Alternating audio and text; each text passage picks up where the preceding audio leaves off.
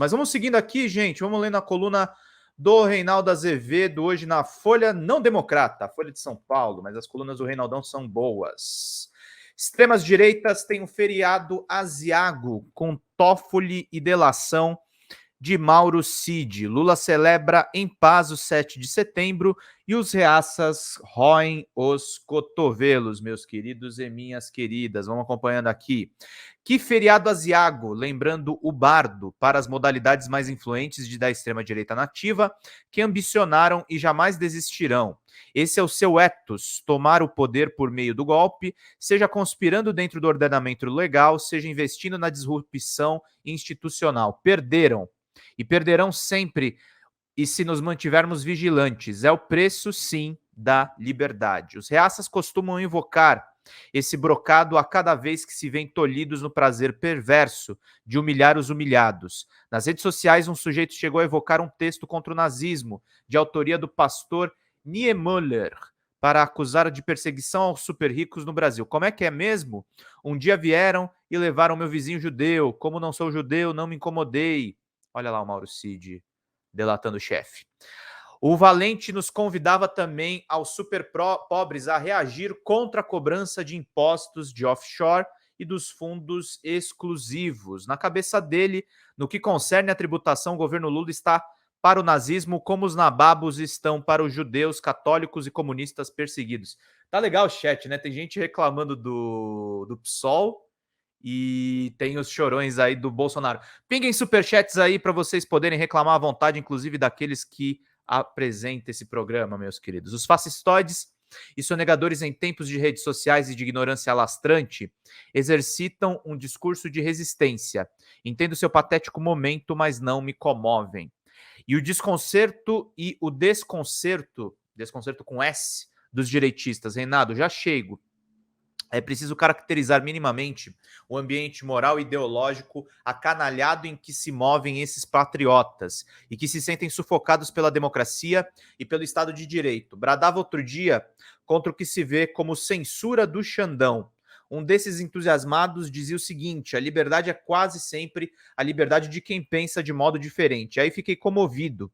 Citava a comunista Rosa Luxemburgo. É bem verdade que, neste caso, ele estava contestando Lenin, mas o bruto ignorava a autoria da frase e também todo o resto.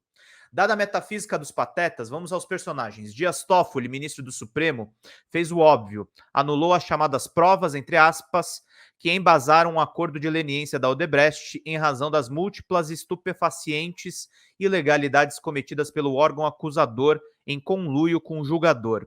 As evidências dos malfeitos estão no material colhido pela Operação Spoofing, determinada de ofício, e estamos esquecendo disto por Sérgio Moro, então ministro da Justiça de Jair Bolsonaro. Ninguém produziu provas contra si mesmo com tanta determinação e competência.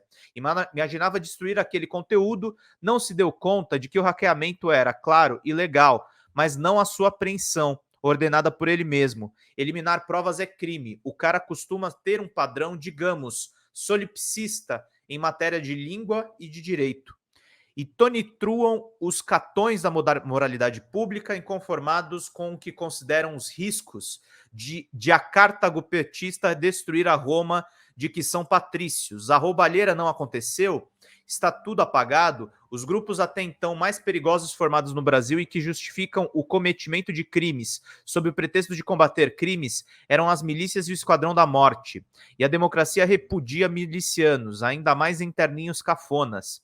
Se o padrão de oposição ao PT não mudar, reeleições estão garantidas ao partido. Convém ler as pesquisas. No fronte dos disruptivos está a má notícia no que diz respeito à delação de Mauro Cid, acordada com a Polícia Federal, que depende agora da homologação da Justiça.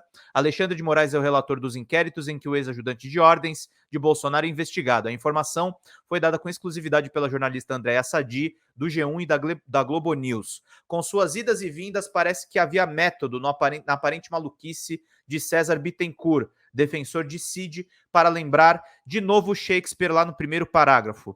A ver como se comportará a defesa de Bolsonaro. Já exibiu várias estratégicas, tendo muitas não tem nenhuma. Que de aziago, de tristeza, lamenta a vanguarda do atraso diante de suas ilusões mortas. Num outro palco, mas com o mesmo drama, Lula liderou um 7 de setembro em paz e os catões a roer os cotovelos do seu reacionarismo. Ah, como eu odeio esse cara, ele tem que ser destruído. Os deserdados da Lava Jato e do Capitão perderam, mas sejamos vigilantes, é o preço da liberdade, meus queridos e minhas queridas. Boa coluna do Reinaldão aí para todo mundo ficar por dentro de tudo.